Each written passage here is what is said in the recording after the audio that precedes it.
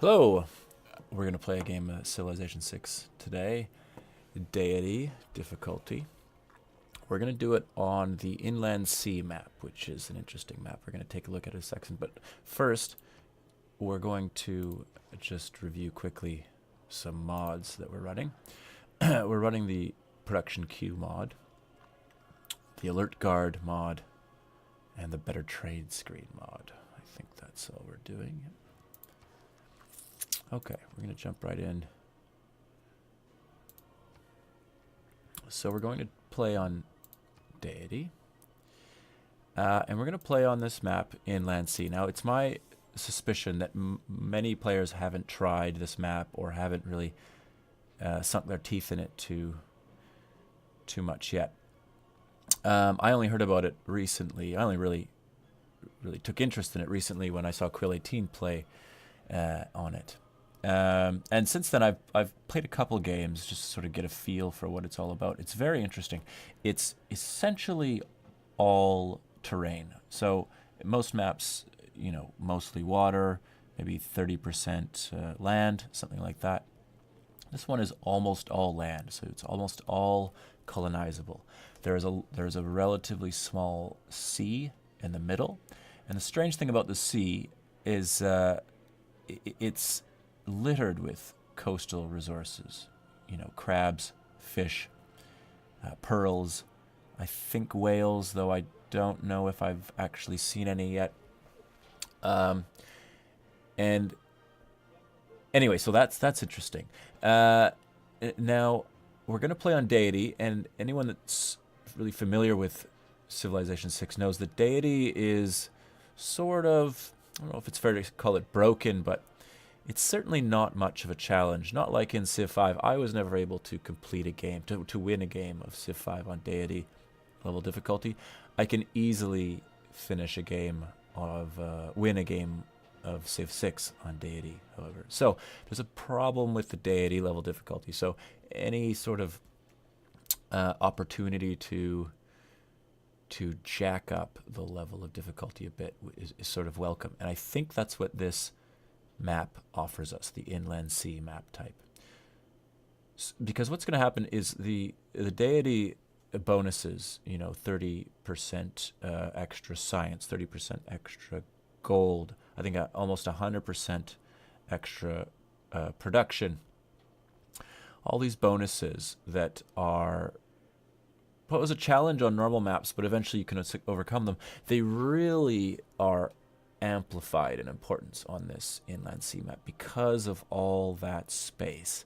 What happens is that the AI is able to settle an enormous amount of cities and grow them exceedingly large, so that the sort of bonuses they start off with end up becoming sort of more important, more powerful, and it just makes the AI that much more difficult to deal with and to overcome with any type of victory. So that's our challenge, and we're going to sort of try to mitigate that additional level of difficulty the Inland Sea offers by choosing a civ that responds well to the situation. And I think we're going to try Gilgamesh. Now, the reason I think these are the reasons I think Gilgamesh is sort of well suited to this scenario. So, most obviously, he's just a great early civ because of the war cart. We'll talk a bit about that in a second. But chiefly, what happens with all this extra land in the Inland Sea is that there are just barbarians everywhere. There's so much more space for them to spawn. There's so much more space for them to maneuver. There's so many more angles of approach to different cities for the scouts. So there's more barbarian hordes being sent out of the encampments. So that's interesting. Now, our war cart helps us sort of fend off those early threats, but it also allows us to capture more barbarian encampments because the war cart is so mobile. It can get out there, it can find the encampments quickly, and it's so powerful it can take them out. And that's important with Gilgamesh because, as we know, the Sumerian special ability is a captured barbarian outpost is a captured tribal village, equivalent to a captured tribal village. So we get lots of bonuses, you know, everything from free builders and scouts to free gold and most importantly, technology boosts. Now that so capturing barbarian outposts is very relevant in the beginning, and actually remains a relevant strategy with Gilgamesh on this map type. Well, in past turn 80, past turn 1, I think even past turn 100, it's still an important strategy to be pursuing. So we're going to be doing that. Another thing with this map, because the AIs just have so much room to luxuriate in and to power up and get and become steamrolly, the science game is that much more difficult to keep up with. And of course, without competitive science levels, we're going to fall behind militarily and become easy prey. So we need something to offset that. And of course, the ziggurat helps with that mid to late game, sort of bringing our science sort of... We're going to suffer really heavily in science in the beginning, but hopefully by mid to late game, we'll be bringing our science back online once we've got enough cities. Our ziggurats are really going to help with that.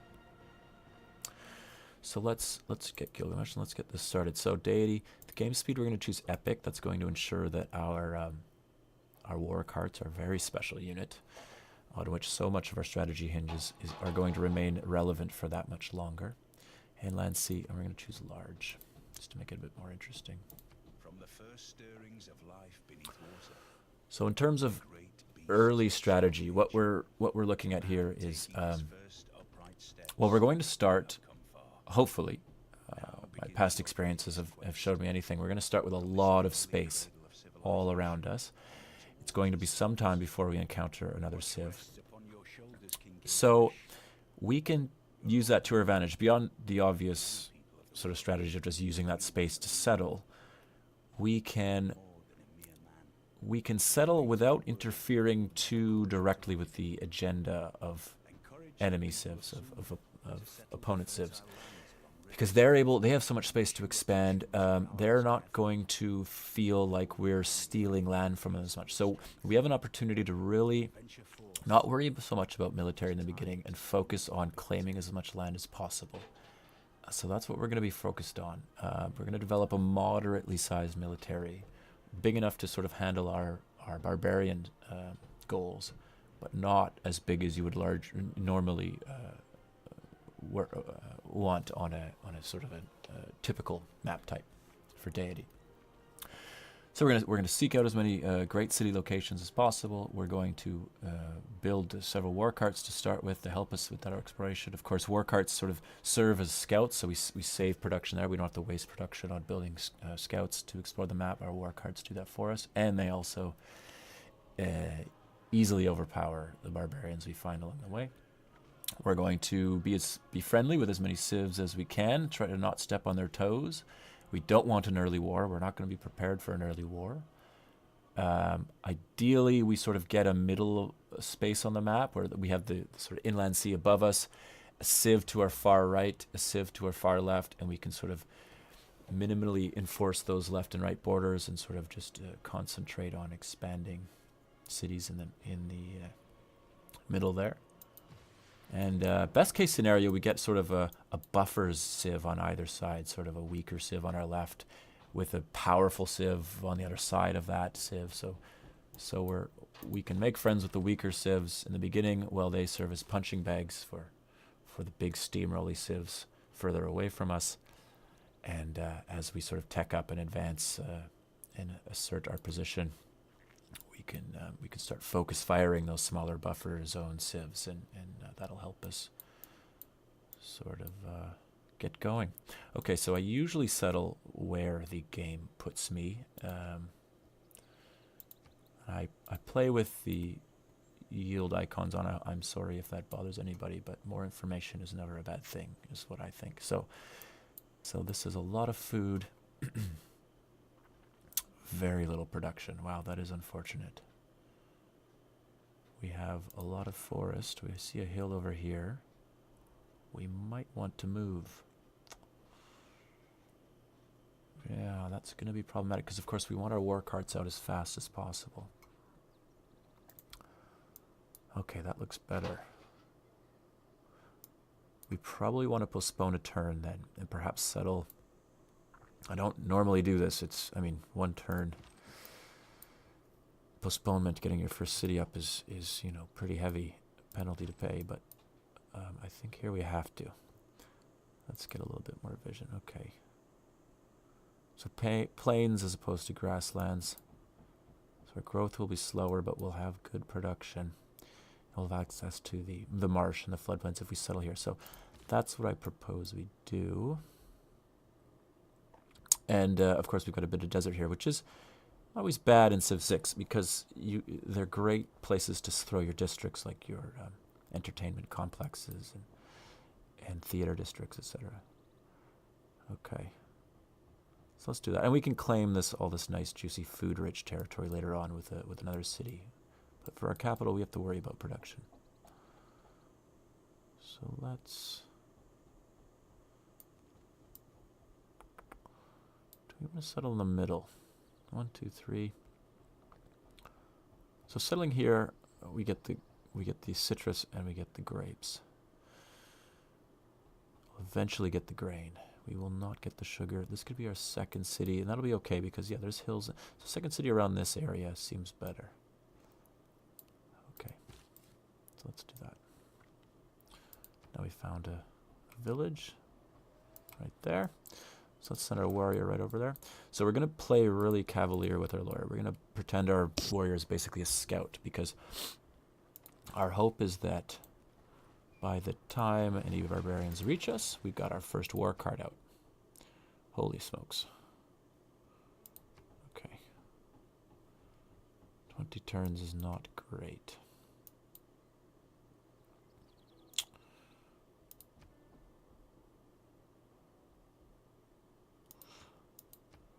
For a war card. Here's the production key, by the way.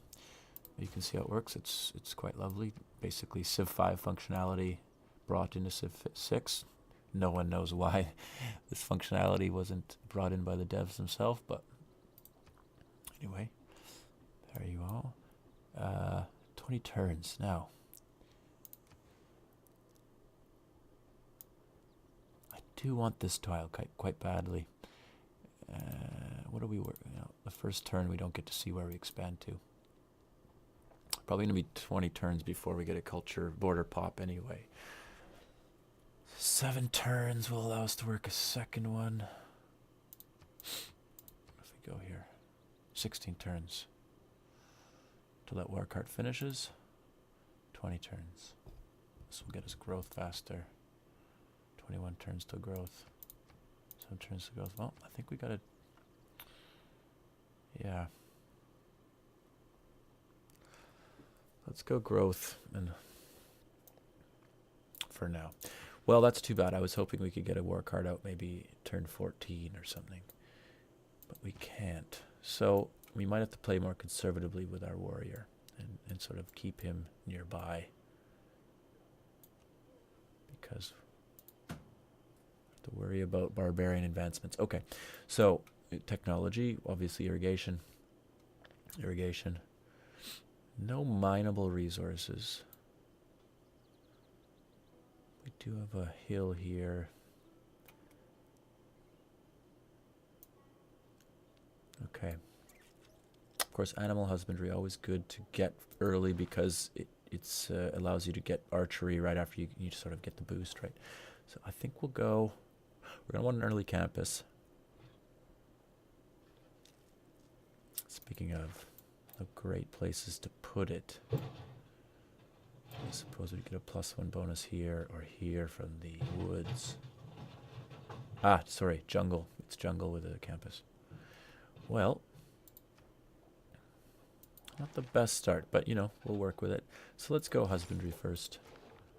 We'll want to get iron pretty early as well. Killing barbarians should happen as a matter of course. Because we're going to want to be able to settle near iron if at all possible. Okay, let's do the standard circle maneuver with our warrior, who unfortunately we can't allow to seek the ends of the earth as we would hope. Okay. Probably encampment over right around here. So we can't catch him. We can't do much in the way of damage across the river. It's unfortunate. He's got a nice flat movement back. Let's do this. So we'll have to move down towards our city. Ah, very nice. Okay. So he's here.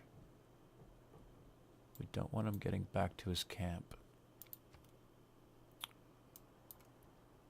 If we can help it.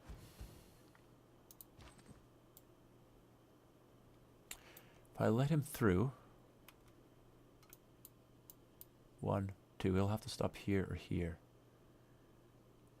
He stops there, onto the oasis, and attack. And he'll have to move back here, and then we've got him. Good. Or we could just lock him in. Let's... I don't want him crossing that river. Let's let him come. So...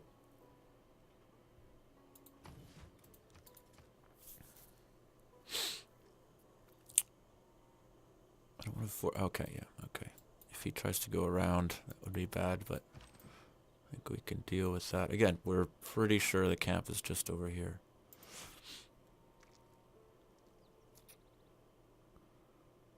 Should be able to... okay, he's just bouncing around.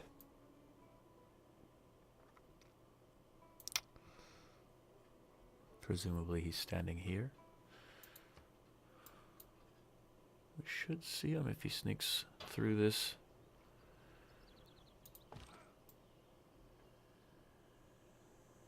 Pass. Ah, okay. Well, now I've got him. Put my warrior in an unfortunate spot. Alright, hello China. Well, that's too bad. I usually like to meet AIs a little later. That means China's probably pretty close.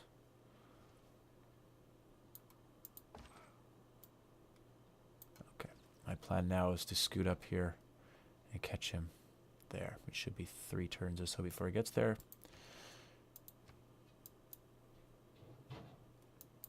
So I don't see the inland sea yet, but it should be just north of the desert, I should think, unless we're on the side.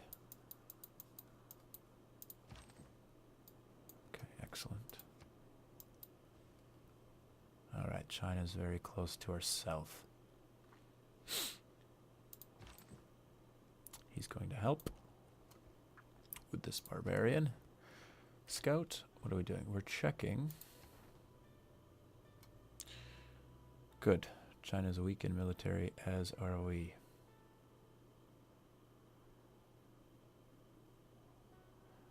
Six. Double art. So they're going to be an early tech leader, but hopefully not an early military leader. That's okay. A tech leader can always deploy an advanced military quite quickly.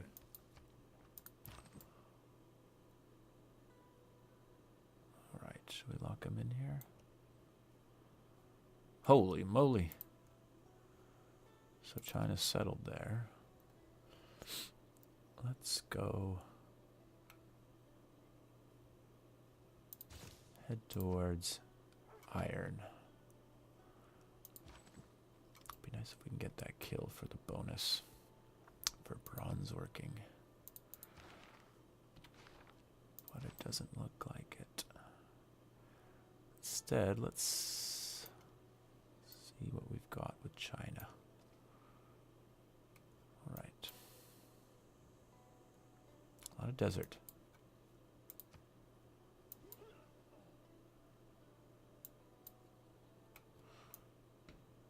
China gets better builders, right? That one's almost exhausted. What to do? How many units does he have, I wonder? My goodness. Well, this is unfortunate. As I say, you can get starts in this map where you don't see an enemy civ, you know, until turn 30. And you're just surrounded by empty space. Unfortunately, we have China at our doorstep. I'm not sure what to do about that. To take advantage of that?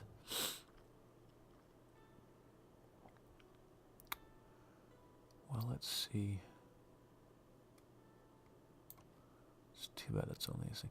Well, let's keep our eyes out for a new a Chinese settler. Hopefully unescorted. Let's see if he is going to launch an early attack.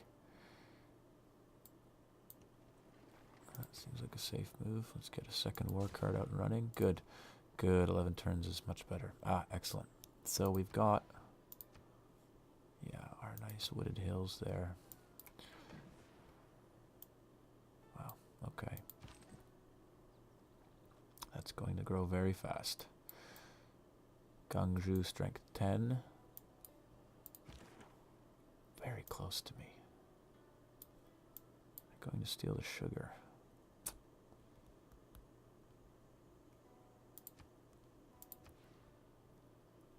Huh. Possibly not. Nah, almost certainly they will. Good. So that was a new continent. Good, and we get the tribal village next turn.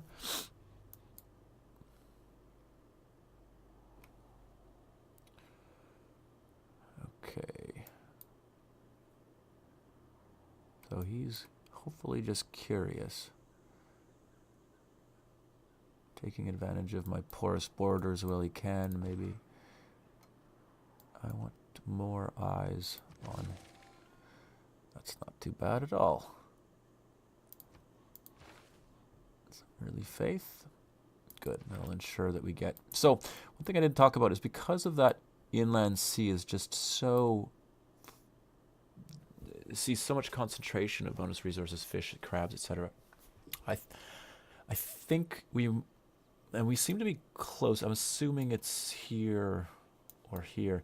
I think we can rush to it with some cities, some settlers, and take advantage of that with the fishing boats pantheon, the god of the sea pantheon, and we're certainly going to be able to get that now with our, pardon me, with our relic. What was it, by the way? Stone of Scone. Created by a martyred apostle, apparently. Okay.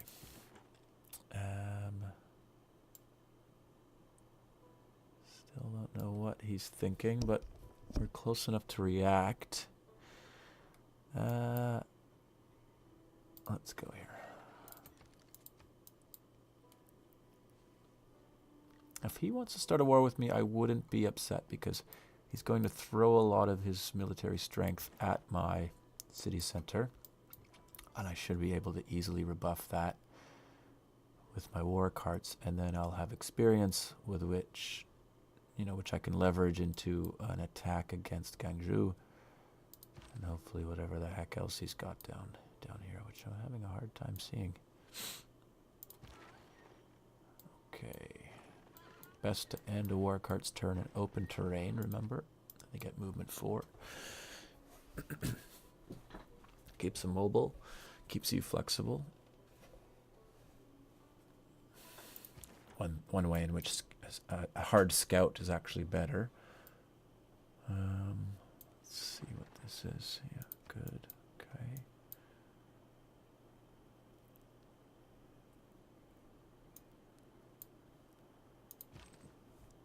All right.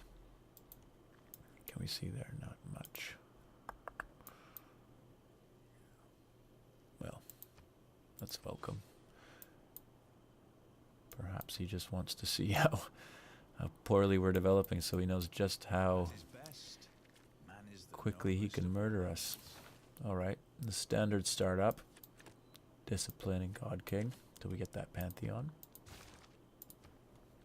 At which point God King is useless. I mean, so everyone knows, of course, I think, that a religion is impossible, a deity. You simply cannot do it unless you're... there we go. unless you're Arabia, and then you're guaranteed a religion.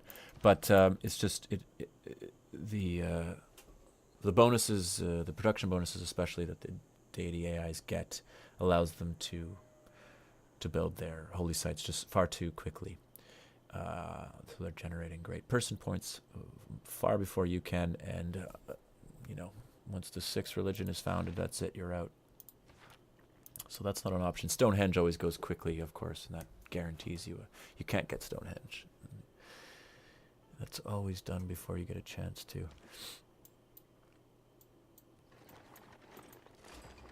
Good.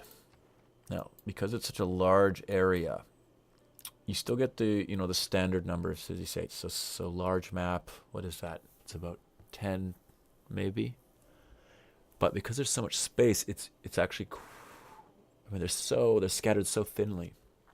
You don't meet a lot of them early on, and it's important to meet them early on because the bonuses you get early on really help you scale. So this is nice to find this guy so early, and we get. We don't get the free settler. So that means there's someone else nearby. We don't get the free envoy, pardon me. Okay, so, well, this is a little more crowded than I was expecting. As I say, we've experimented with this map type a few times already. And in each case, I see. Edge of the map. I started out just with a wide open space around me all over the place. Not so this time. Too bad that's the quest they've given us. As I say, we're not going to be doing that. We're not going to be focusing on faith at all. My opinion is holy sites are completely useless unless you're playing a religion game.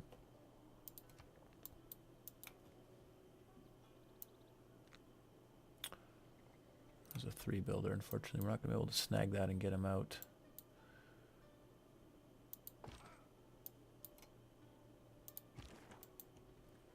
I realize we're getting quite far away from our capital in case something happens with China.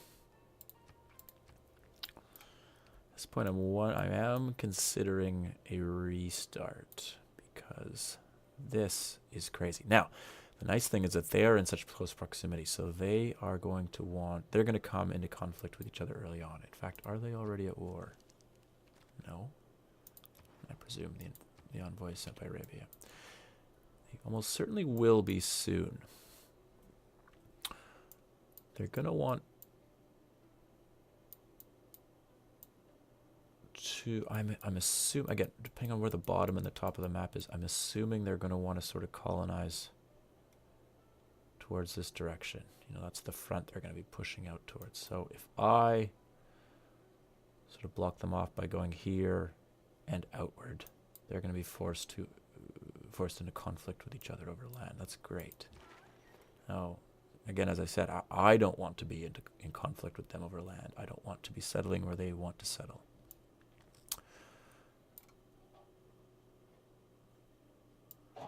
Let's whip around here. See what that shows us. My goodness, look at all that sugar. Sugar, one of the best starting resources. I mean, look at all that food. Who deserves more credit? Xi'an is going to grow like crazy. All right, no barbarians yet.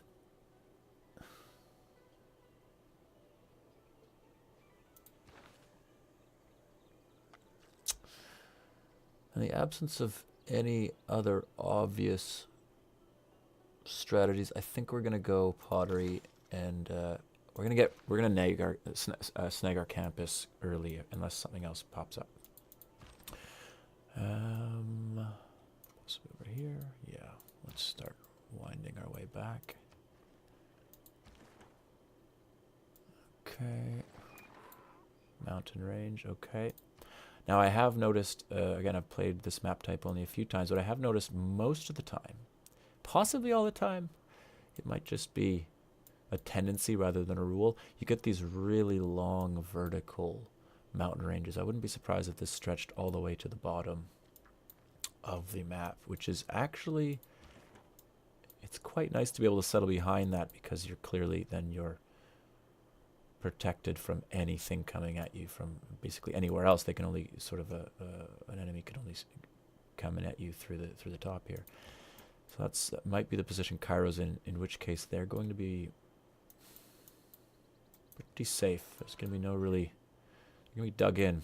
No getting rid of them easily anyway.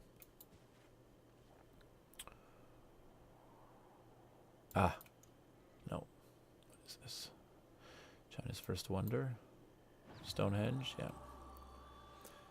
Okay. Now.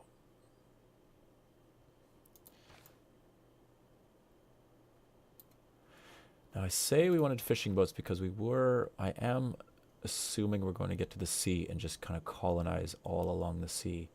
But what is it? Marsh, oasis, floodplains.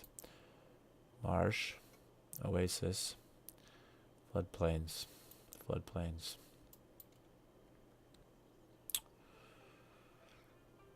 Yeah. Okay, well, I had so much sort of planned for how this was going to go, but as always with Civ, you're forced to sort of adapt, and I think we have to do that now. I think we have to abandon our God of the Sea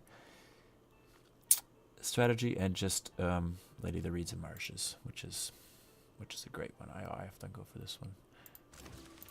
So that should help us our early game a lot more.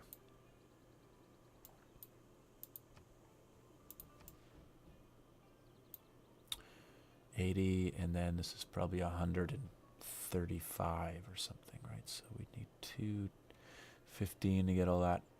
Not going to happen. So we're going to spend into a marsh. That's good. It's going to have +1 production from our Pantheon. Not bad. Yeah, that's that long. So I don't want to get stuck in this. I want to be able to respond in case China pulls something out of its hat. So I'm getting out of there. All right, so that's interesting. So whereas I thought, and I was hopeful that these two would come into conflict, if there is, in fact, a hard mountain range reaching all the way down, that means they're not going to be competing for the same territory so much. Cairo will be more or less contained behind the mountain range, and that means me and China are at it. So the way out of this might be early removal of China. In which case I might want to start whittling down their army right away. Because the longer I let them grow, 155, 62, so double my strength, more than doubled. Okay, well clearly if that's going to be our strategy, we need archery before anything else. I might even want to hard research it.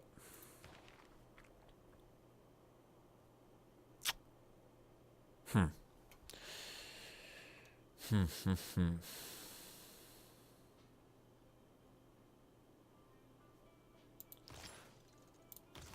finish pottery. We'll start on archery. Okay, our second war cart. You know what?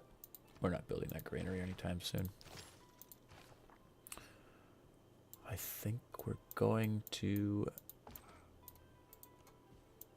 risk it. We're going to risk an early war with China.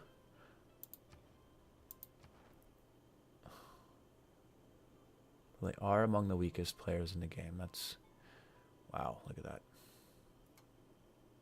Okay, so they're focusing their efforts on wonder production and science, which is good. Their science might be so good because their population is so high from all this food. So they might not actually be spending any of their resources on science production. However, they have a lot of food. That means they don't have a lot of cogs, or hammers if you prefer. Especially this city. I mean, it has 2 hammers. That's good. That probably explains why their military is so poor. Okay, so I think we can out-military them. I think we have a good chance of being able to out-military them. So, do we declare now, or do we wait till our slinger's around? Go and get a slinger. We're going to turn him into a bowman lickety-split. So 6 turns. So half of this is 18. So half of 18 is 9. So 9 turns. All right. So 9 turns we should have. 10 turns tops we should have an archer. Do we wait till then?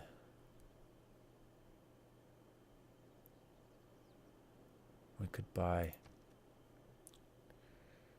Yeah, that's the move. We do one more war cart.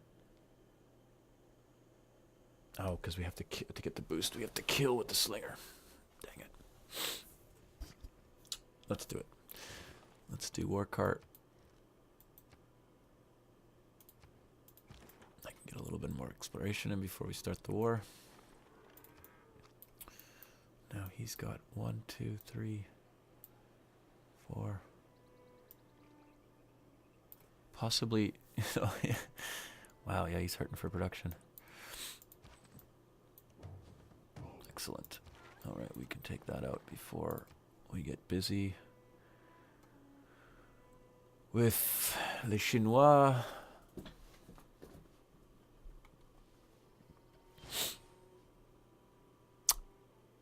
Well, I hope that was a random spawn and not a I know where you are spawn. I know where you live spawn. Let's get right in here. We don't have to worry about the scout. Incredibly well defended. You're just going to let them slam their faces against you. Okay. Yep. We're not going to have any friction on that count. So clearly we won't be going for a single wonder. I mean, perhaps late game, but I doubt it even then. We'll be capturing our wonders. Which is the best way to build a wonder.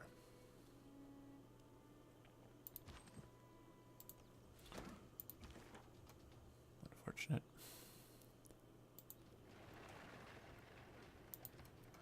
Give us some much needed experience in the lead up to war with China as well. I wonder, it won't be possible probably to get political philosophy before that war starts. Because oligarchy would be... Okay, good. On a hill. Good sailing. Yeah, could have been better. That's more important, of course, because we want the support bonus. Best to take promotions as soon as possible because a promoted unit that has not spent his promotion ceases gaining experience until he does. So if we want him to continue to fight and gain experience, we have to spend it now. The alternative, of course, is to keep the promotion in your pocket until you really need the heal. Particularly good when you're in a siege situation. But here, we will be sieging Gangju, but this will be more relevant first. Okay. I'm playing for a little bit. We might put a cut in here pretty quick, probably just before the war starts. Let's see. I might just get a little bit more vision, scoot around here, maybe see if they've got a second city. I wouldn't be surprised if they did. I believe they start with 2 extra settlers. So one settler goes here, the other one perhaps down here.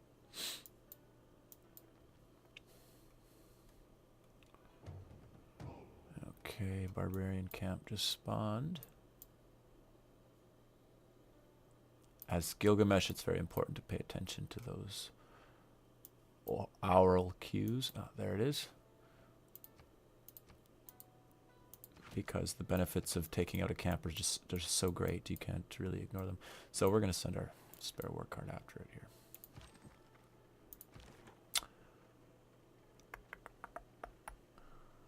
All right, we can just...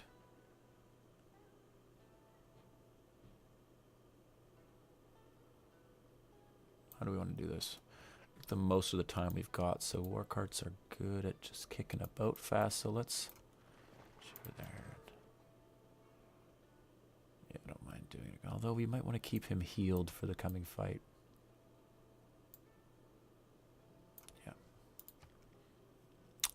So now that he's been upgraded, I think that the rule is now that he's been upgraded, a fight with a barbarian unit, especially a warrior, is just going to be worth 1 experience. So it's scarcely worth it for the experience. So interesting. Well, now he's on open terrain, so it's basically a freebie. Yeah, let's take it. Okay, sending up more guys. So we're going to attack from here to here.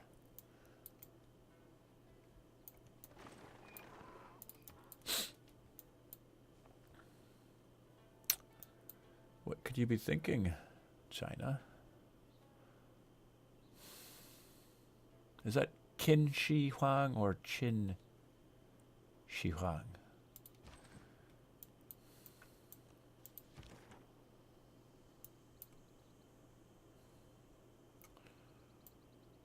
Like every North American, I regret I was never able to learn Chinese.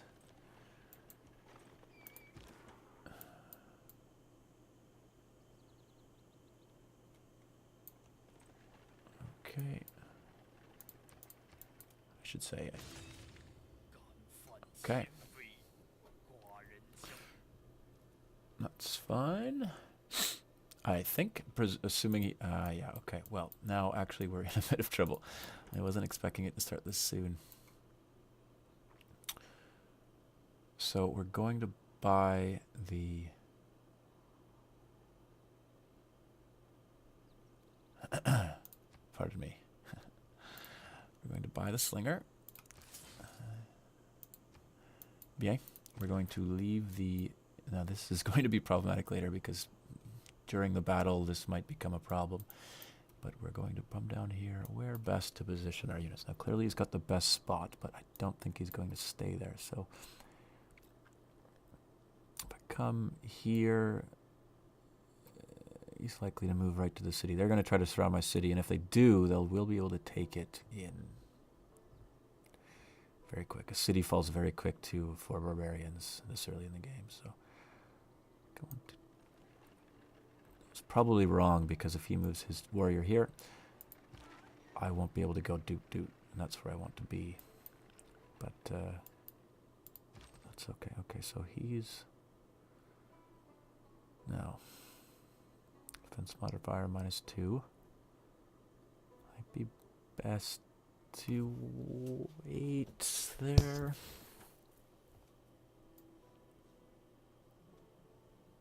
Oh, that's marsh. That's okay. So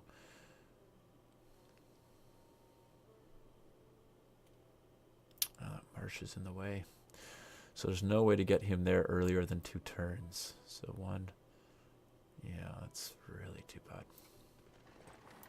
And he's basically dead anyway until we can heal him up. Okay, well let's...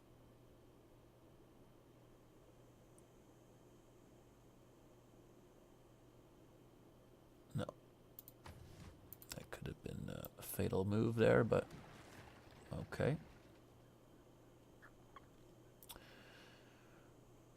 Interesting. 3rd war cart coming out soon. Good. We're keeping him back. We want to sort of spread his attentions. If he can focus fire our city with all his barbarians, he can actually take it. But thankfully, the AI is clueless. Well, that's too bad.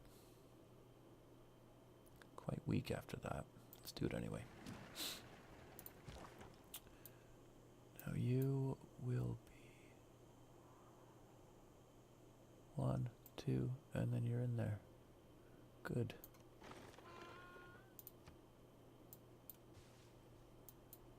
One, 2, 3, 4, 5, 6. All warriors. I mean, better if they're slingers, but nothing we can't handle yet.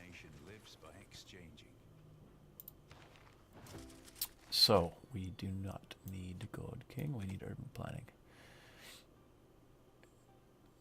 Obviously we don't need that. Okay. If we could get a Goge or agoge, I believe in Greek. We would be flying with unit production, or if we could meet a city-state with unit production bonuses, it would be nice. But okay, so you got a promotion. That's too bad. I still think we want a war cart here.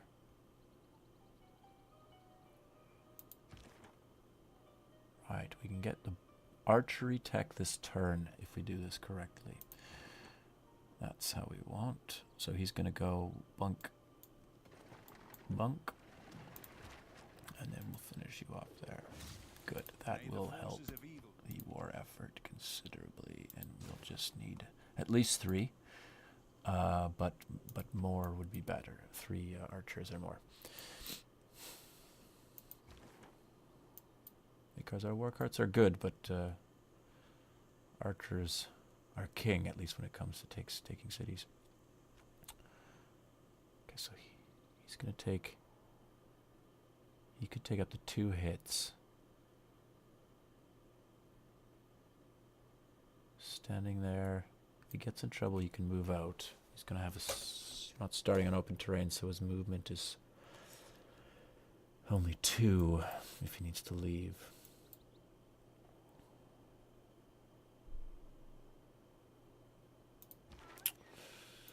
I wonder if it's not just better to bring him here and heal him up. Probably is. That's too bad. I think it'll be fine.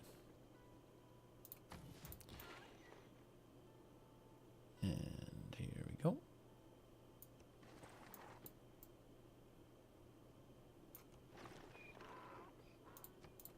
Okay. Well, it's too bad we had foreign trade instead of this craftsmanship. First, we could have got military tradition. It's been quite a while, so let's put a cut in here, and we'll resume in the next video with our war with China.